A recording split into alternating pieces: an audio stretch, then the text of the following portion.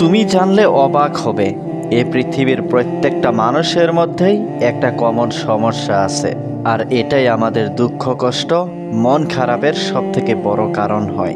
বাংলায় একটা কথা আছে, যে কোনো জিনিস দূর থেকেই সুন্দর, কাছে আসলে সেটা মূল্যহীন হয়ে যায়। আমি তোমাকে লিখে দিতে পারি যে জিনিসটার জন্য তুমি আজ এত বেশি কাতরাচ্ছ, যে জিনিসটার জন্য তুমি আজ এত বেশি টেনশন করছো, এত বেশি হতাশ হচ্ছ, যে জিনিসটা না পাওয়ার কারণ হিসেবে তুমি কষ্ট পাচ্ছ। একটা সময় আসবে যখন তুমি সেই জিনিসটা হয়তো বা পেয়েও যাবে, কিন্তু তখন সেটার মূল্য তোমার কাছে হ্রাস পাবে। আমি জানি না তুমি বিশ্বাস করো কি না, কিন্তু যদি বিশ্বাস না হয় তাহলে তুমি তোমার অতীতে গিয়ে দেখো, তুমি তোমার অতীতকে ঘেঁটে দেখো। এমন অনেক জিনিস আছে যেটা পাওয়ার আগ মুহূর্ত পর্যন্ত সেটার উপরে তোমার অনুভূতিটা কত আলাদা ছিল, সেটা নিয়ে কত তোমার স্বপ্ন ছিল, কত ইচ্ছা ছিল, কত আনন্দ ছিল, কিন্তু সেটা পেয়ে যাওয়ার পরে স্বাভাবিক মনে হয়েছে। কোনো জিনিস পাওয়ার আগে মুহূর্ত পর্যন্ত সেটার মূল্য আমাদের কাছে সব থেকে বেশি, পাওয়ার পরে কেন জানি না মূল্যহীন হয়ে যায়। দেখো, এখানে বলার কারণ একটাই, তুমি তোমার সুখকে যে ক্রাইটেরিয়ার মধ্যে বেঁধে রাখছো, যে এটা পেলে আমার জীবনটা ধন্য হয়ে যাবে, এটা পেলে আমি খুশি হয়ে যাব, এটা পাওয়ার পরে আমি ভালো থাকবো, যে সমস্ত ক্রাইটেরিয়ার মধ্যে তুমি তোমার জীবনকে বেঁধে রাখছো, এটা কিন্তু বাস্তবতা নয়। যদি বাস্তবতা হতো তাহলে কেন সেটা পাওয়ার পরেও মানুষ তার কদর করতে ভুলে যায়, কেন সেটা পাওয়ার পরেও মানুষ আরও বেশি দুঃখ পায়? বাস্তবতা তো এটাই, যে পৃথিবীর কোনো ব্যক্তি নিজের জায়গা থেকে খুশি নয়, কারণ মানুষ তো এটা ভুলে যায় যে সুখ বলো বা আনন্দ, খুশি বলো বা দুঃখ, মন খারাপ, ভোগ বা হতাশ, তুমি যাই বলো না কেন, এগুলো এক একটা অনুভূতি না। আমি জানি যে তুমি বেঁচে থাকার জন্য টাকা প্রয়োজন, আমি জানি বেঁচে থাকার জন্য অনেক টাকার প্রয়োজন, অবশ্যই এটা তুমিও বিশ্বাস করো। কিন্তু বেঁচে থাকার জন্য টাকার প্রয়োজন, সুখ, মনের শান্তি, এগুলোর জন্য টাকার প্রয়োজন পড়ে না। আর যদি সত্যিই পড়তো তাহলে কোনো কোটিপতিকে দুঃখী দেখতে পাওয়া যেত না, কোনো দিন মজুরের সুখে জীবন কাটতো না। এমন হাজারো এক্সাম্পল তুমি পেয়ে যাবে, এমন হাজারো উদাহরণ তোমার সামনে আছে। নিজের পরিস্থিতি, নিজের জীবনের সৌন্দর্যকে কোনো ক্রাইটেরিয়ার মধ্যে বেঁধে রেখো না। অর্থ উপার্জন করো নিজের জন্য, না হয় নিজের পরিবারের জন্য, কিন্তু যেটা করবে সেটা আনন্দের সহিত করো, সেটা খুশির সহিত করো, মনে আগ্রহ নিয়ে করো। যদি কোনো ব্যক্তি বলে থাকে যে 10 বছর মেহনত করো, 10 বছর পরে তোমাকে আর মেহনত করতে হবে না, তোমাকে আর পরিশ্রম করতে হবে না, যদি কোনো ব্যক্তি বলে থাকে তাহলে এটা তার ভ্রান্ত ধারণা। মেহনত এখনও করতে হচ্ছে আর আগামীতেও করতে হবে। তবে হ্যাঁ, আজকের মেহনতটা তোমার আগামী দিনগুলোকে সুন্দর করে তুলবে, তোমার আগামী দিনগুলোকে সহজ করে তুলবে। তাই এটা ভেবো না যে আজ কষ্ট করে নেই কাল সুখে থাকবো।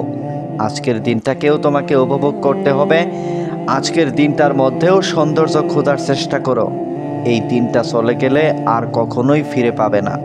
একটা কথা মনে রেখো, সুখ কখনো কারো জীবনে আলাদাভাবে আসেনি আর আসবেও না। প্রত্যেকটা দিনের মধ্যেই তোমাকে সুখ খুঁজতে হবে, প্রত্যেকটা দিনকেই উপভোগ করতে হবে।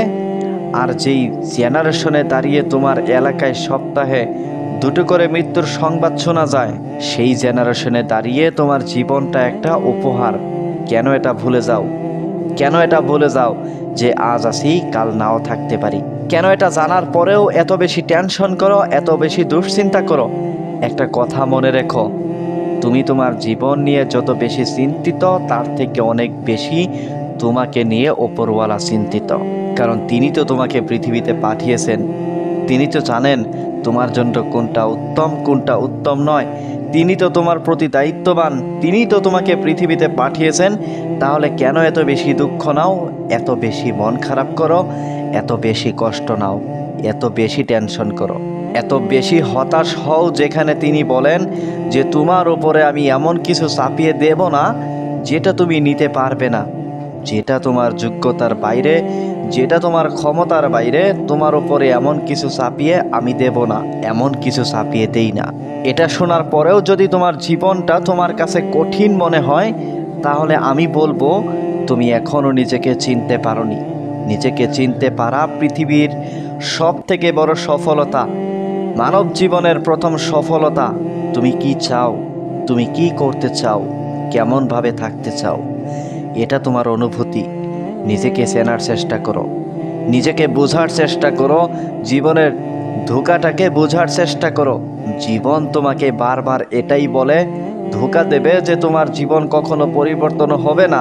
চোখের পলকে মানুষ যে পৃথিবীতে ধনী থেকে গরিব, গরিব থেকে ধনী হয়, সেই পৃথিবীতে দাঁড়িয়ে যদি জীবন তোমাকে বলে যে তোমার জীবনটা পরিবর্তন হবে না, সেটা কতটা গ্রহণযোগ্য হতে পারে। তাই এত বেশি হতাশ হইও না, এত বেশি দুঃখ নিও না।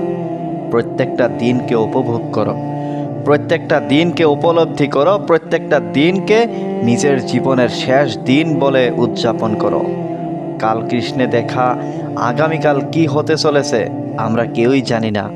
আর আমরা আমাদের অতীতে গিয়ে সেটাকে পরিবর্তন করতে পারবো না। আমাদের হাতে, আমাদের নিয়ন্ত্রণে যেটা থাকে সেটা আমাদের বর্তমান। কারণ আমরা বর্তমানেই বসবাস করি, তাই এই বর্তমানটাকে ব্যবহার করো, বর্তমানেই মেহনত করো, বর্তমানেই সুখে থাকো, বর্তমানেই শান্তিতে থাকো। তুমি যদি তোমার আজকের দিনটাকে সঠিক জায়গায়, সঠিক ক্ষেত্রে ব্যবহার করতে পারো, তাহলে তোমার ভবিষ্যৎ নিয়ে কোনো চিন্তা থাকার কোনো প্রশ্নই ওঠে না। এটা তোমার ভবিষ্যৎকে সুন্দর করবে, এটা তোমার অতীতকে মুছে ফেলবে। একটা কথা মনে রেখো, আজকের তারিখটাই কিছু সময় পরে ইতিহাস হয়ে যাবে। আজকের তারিখটাই কিছু সময় পরে অতীত হয়ে যাবে, কিছু সময় আগে ভবিষ্যৎ ছিল। তাই আজকের দিনটা ইম্পর্ট্যান্ট নাকি ভবিষ্যৎ নাকি অতীত, তোমাকে একটা বাস্তবতা বলবো। আজকের দিনের সঠিক ব্যবহার তোমার বর্তমানকে সুন্দর করবে, আর সুন্দর বর্তমান তোমার জীবনকে সুন্দর করবে। তোমার সুন্দর জীবন তোমার মধ্যে পরিবর্তন আনবে, আর তোমার পরিবর্তন মানুষের তোমার প্রতি ধারণা বদলাবে। সুতরাং অতীত নয়, ভবিষ্যৎ নয়, আজকের দিন এটাই ইম্পর্ট্যান্ট। এটাই তোমার জীবনকে পরিবর্তন করার ক্ষমতা রাখে, এটাই তোমার অভাব অভিযোগকে দূর করার ক্ষমতা রাখে, এটাই তোমার ভবিষ্যৎকে সুন্দর করার ক্ষমতা রাখে, তোমার অতীতকে মুছে ফেলার ক্ষমতা রাখে, তোমার প্রতি মানুষের সম্মান বৃদ্ধি করার ক্ষমতা রাখে, তোমার প্রতি মানুষের দৃষ্টিভঙ্গি পরিবর্তন করার ক্ষমতা রাখে। তাই তো তোমার কাছে অনুরোধ করব, তোমার কাছে যেটা আছে সেটার কদর করো, আর যেটা তোমার কাছে নেই সেটাও একদিন চলে আসবে, সেটাও একদিন ফিরে পাবে। শুধুমাত্র সময়ের অপেক্ষা। এই পৃথিবীতে যা কিছু ঘটে সেটা সময়ের খেলা। সময়ই তো সব থেকে বড় সম্পদ, যেটার ব্যবহার দুটি মানুষের মধ্যে পার্থক্য সৃষ্টি করে। তাই সব সময় নিজের কাজের মধ্যে ফোকাস করো, সব সময় নিজেকে গ্রো করার চেষ্টা করো, নিজেকে কিভাবে আপডেট করা যায় সেই চিন্তাটা তোমার মধ্যে থাকা উচিত। তোমাকে সব সময় এটাই ভাবতে হবে যে আমাকে কিছু করতে হবে, আমাকে বড় হতে হবে, আমাকে আমার জন্য আরও কিছু করতে হবে। আমার তো এখনো অনেক কিছু করার বাকি।